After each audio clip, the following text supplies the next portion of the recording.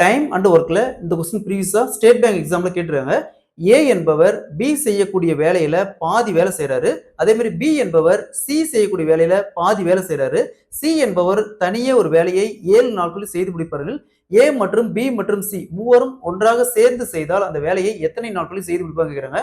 So time and ஒர்க்ல இந்த model some கேட்டாங்களா எப்படி குயிக்கா சால்வ் பண்ணுறது போகலாம். இந்த கொஸ்டின் பார்க்க தான் பெரிய கொஸ்டின் தெரியுது. பட் கொஸ்டின் நீங்க அண்டர்ஸ்டாண்ட் பண்ணிக்கிட்டா பார்த்தோன்னே ஈஸியா அந்த மாடல் சம் சால்வ் பண்ணிடலாம்.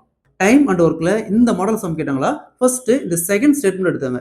அதாவது பி சி செய்யக்கூடிய வேலையில பாதி வேலை செய்வார் அப்படிங்கிறாங்க. இப்போ எக்ஸாம்பிளுக்கு சி 2 வேலை செஞ்சா பி ஒரு வேலை செய்வார். இப்போ படிச்சு பாருங்க.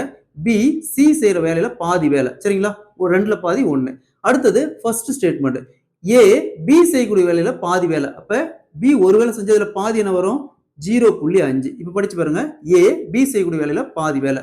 ஸோ நெக்ஸ்ட் பாருங்க இது பாயிண்ட்ல இருக்கு. அப்ப இங்க எல்லாத்துலயும் காமனா 2ஆல பெருக்குங்க. இங்கேயும் 2ஆல இங்கேயும் 2ஆல இங்கேயும் 2ஆல பெருக்குனா என்ன வரும், இங்க 1ன்னு மாறிடும், இங்க 2ன்னு வரும், இங்க 4ன்னு வரும். ஸோ அப்ப அவங்களோட திறமையோட விகிதம் பாருங்க 1:2:4 சரிங்களா. இப்போ எக்ஸாம்பிளுக்கு ஏ ஒரு வேலை செய்யறாருன்னா பி 2 வேலை செய்வாரு, சி 4 வேலை செய்வாரு.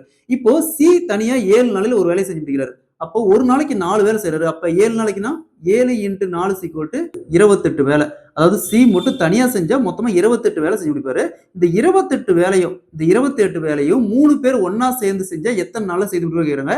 சோ அப்ப ஏ ஒரு வேலை, பி 2 வேலை, சி 4 வேலை, மொத்தமா ஆட் பண்ணா வருது 7 வேலை. 3 பேர் சேர்ந்து ஒரு நாளைக்கு 7 வேலை செய்யறாங்க. மொத்த வேலை 28. அப்ப 28 + 7 4 நாள். 3 பேர் சேர்ந்து செஞ்சு அந்த வேலையை 4 நாள்ல செஞ்சு முடிப்பாங்க. Option A is the correct answer.